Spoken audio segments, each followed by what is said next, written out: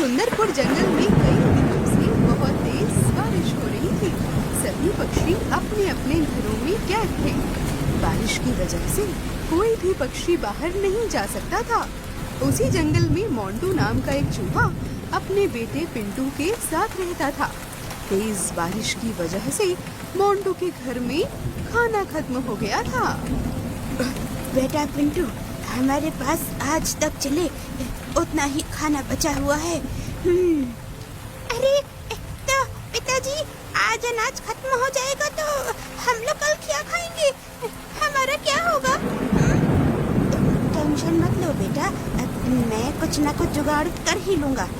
ऐसा बोलकर दोनों बाप बेटे बचा हुआ अनाज खाने लगते हैं और थोड़ी देर के बाद आराम से सो जाते हैं। वहीं सुबह हो जाती है, लेकिन अभी भी जोरदार बारिश हो रही थी। मोंटू आज सुबह जल्दी जाग जाता है और सोचने लगता है, अरे बारिश तो आज रुकेगी ही नहीं लगता है। मुझे अनाज ढूंढने ऐसे में ही बाहर जाना होगा। पिंटू सो रहा है, वो जाग जाए उससे पहले मुझे अनाज ढूंढ के वापस आना पड़ेगा। ऐसा सोचकर मोंटू अनाज ढूंढने घर से बाहर आ जाता है और जंगल की ओर जाने लगता है। खाना ढूंढते ढूंढते वो जंगल में बहुत दूर तक आ जाता है, लेकिन फिर भी बारिश की वजह से उसे कुछ नहीं मिलता है। वहीं दूसरी ओर रानू अपने बच्चों के साथ बैठी हुई थी। माँ, ये बारिश कब तक रुकेगी? हमें बाहर खेलने भी तो जाना है। अरे नहीं नहीं बेटा, अभी तो सोचना भी मत। बाहर बहुत तेज बारिश हो रही है। थोड़े दिनों में ये बारिश रुक जाएगी, फिर तुम आराम से बाहर खेलना, समझे? ऐसा बोल के रानू बाहर देखने आ जाती है। जैसे ही वो बाहर आती है तो देखती है कि एक चूहा बाहर घूम रहा होता है और ऐसा देखकर वो उस चूहे के पास आकर पूछती है, अरे तुम इतनी तेज बारिश में इधर क्या कर रहे हो? अरे मेरे पास अनाज खत्म हो गया है ना। मेरा बेटा और मैं भूख से बेहाल हैं, तो मुझे अनाज ढूंढ के जल्दी से घर वापस जाना होगा। वो घर पर अकेला है ना, इसलिए। ऐसा सुनकर रानू को उस चूहे पर दया आ जाती है। अच्छा, अगर ऐसी बात है तो मैंने ना पहले से ही बारिश के लिए अनाज इकट्ठा करके रखा था। रुको, मैं तुम्हें थोड़े दिन के लिए अनाज दे सकती हूँ। क्या? लेकिन मेरे पास तो तुम्हें देने के लिए कुछ भी नहीं है। मुझे कुछ चाहिए भी नहीं, मैं तो बस तुम्हारी मदद कर रही हूँ। ऐसा बोलकर रानू जल्दी से घर के अंदर आ जाती है और अनाज लेकर वापस मोंटू के पास आ जाती है। ऐसा देखकर मोंटू बहुत खुश हो जाता है। अरे तुम तो कितनी अच्छी हो, तुम्हारा बहुत बहुत धन्यवाद। मैं तुम्हारा ये एहसान कभी नहीं भूलूंगा। अरे इसमें एहसान कैसा, ये तो मेरा फर्ज था। इसके बाद मोंटू अनाज लेकर जल्दी से अपने घर की ओर निकल जाता है। वहीं रानू भी अपने घर की ओर आ जाती है। ऐसे ही 2-3 दिन बीत जाते हैं। बारिश भी रुक जाती है और फिर से जंगल में सभी पशु पक्षी अपने अपने काम में लग जाते हैं। एक दिन की बात है, सभी पक्षी खाना ढूंढते ढूंढते जंगल में बहुत दूर तक आ गए थे। इतने में जब वो अनाज खा रहे थे कि कालू कौवे को कुछ दिखाई पड़ता है। अरे देखो देखो दोस्तों, अरे लग रहा है ये शिकारी पंछी इधर ही आ रहे हैं। भागो! हाँ कालू भैया, आप ठीक कह रहे हैं, ये तो इधर ही आ रहे हैं। हमें कुछ करना होगा। हाँ हाँ, सही कह रहे हो तुम लोग। अरे जल्दी जल्दी भागो! मीनू मौसी और सभी पक्षी ऐसा बोल ही रहे थे कि इतने में शिकारी पंछियों की उन पर नजर पड़ जाती है और वो और भी तेजी से हमला करने के लिए उनकी ओर आने लगते हैं। ये देखकर सभी पक्षी वहाँ से भागने लगते हैं। भागते भागते जंगल में वो बहुत दूर तक आ जाते हैं। दूसरी ओर मोंटू अपने घर के बाहर बड़े आराम से खाना खा रहा था कि इतने में उसकी नजर रानू पर पड़ती है।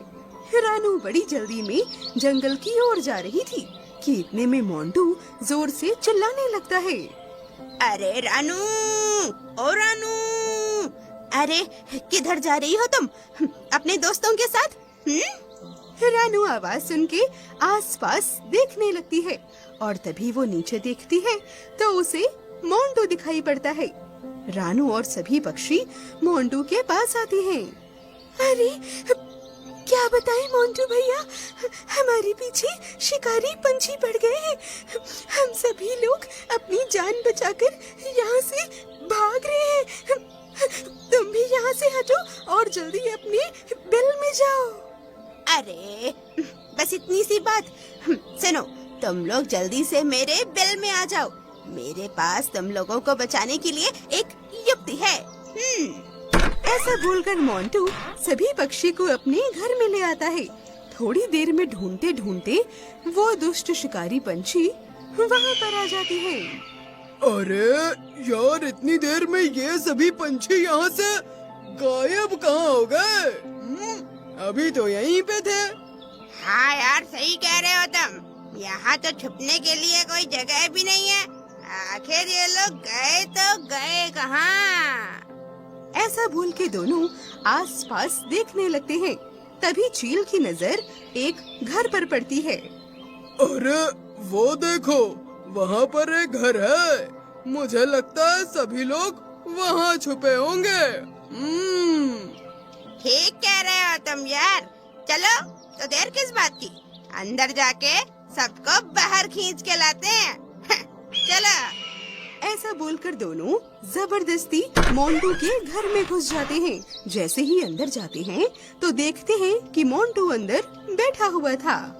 अबे चूहे, वो सभी पंछी कहाँ गए? जल्दी बता, वरना तेरी खैर नहीं। बोल। अरे मुझे क्या पता, यहाँ तो कोई नहीं आया। मैं तो यहाँ अकेला रहता हूँ। आप किन पंछियों की बात कर रहे हैं? अबे ज्यादा मत बोल, वरना तेरी शान पत्ती अभी निकाल दूंगा, समझा? ऐसा बोल के दोनों घर की तलाशी लेने लगते हैं। पूरा घर देख लेते हैं लेकिन उन्हें कोई नहीं मिलता। अरे यार, ये तो ठीक कह रहा है, यहाँ तो कोई भी नहीं है। लगता है वो लोग यहाँ पर आए ही नहीं है। जरूर से वो लोग जंगल में ही छुपे होंगे। हमें उन्हें ढूंढने वहीं जाना चाहिए। सही कह रहे हो तुम, मुझे भी यही लग रहा है। तो चलो जल्दी यहाँ से चलते हैं, वरना वो हमारे हाथ से निकल जाएंगे। चल बच्चू, अभी के लिए तो हम जा रहे हैं। आज के लिए तो तू बच गया, लेकिन अगर कहीं वो लोग यहाँ मिल जाते तो मोर मोर कर तेरा कीमा बना डालता मैं, समझा? ऐसा बोलकर दोनों मोंटू के घर से बाहर आ जाते हैं। जैसे ही दोनों जंगल में दूर चले जाते हैं तो मोंटू तुरंत खुरशी हटा देता है। दरअसल मोंटू ने बड़ी चालाकी से सभी पंछियों और अपने बच्चे को अपने घर के बनाए हुए खुफिया कमरे में छिपा दिया था। सभी पंछी वहाँ पर जाकर बैठ जाते हैं। जैसे ही शिकारी पंछी बाहर आते हैं तो मोंटू सभी को बाहर बुला लेता है और बड़ी चालाकी से सभी को बचा लेता है। मोंटू भाई, तुम्हारा बहुत बहुत शुक्रिया। हम बता नहीं सकते आज तुमने हम पर कितना बड़ा एहसान किया है। हम तुम्हारा ये एहसान वाकई कभी नहीं भूलेंगे। अरे कैसी बातें कर रही हो तुम? इसमें एहसान कैसा? मैंने कोई एहसान वहसान नहीं किया। मैंने तो बस तुम्हारी छोटी सी मदद की है, बस। इसके बाद सभी पंछी मोंटू का शुक्रिया अदा करने लगते हैं और धन्यवाद करके वापस अपने घर की ओर आने लगते हैं। और इस तरह सुंदरपुर में खुशियाँ वापस से लौट आती हैं। तो दोस्तों, कैसी लगी आपको हमारी ये कहानी और मोंटू की चतुराई? अगर आपको ये कहानी अच्छी लगी हो तो इसे अपने दोस्तों के साथ शेयर जरूर करिएगा। इस वीडियो को लाइक कीजिएगा और आगे की कहानियों के लिए हमारे चैनल को सब्सक्राइब और बेल आइकन दबाना तो बिल्कुल मत भूलिएगा। मैं आपसे मिलूंगी अगले वीडियो में किसी नई कहानी, नई सीख के साथ। तब तक के लिए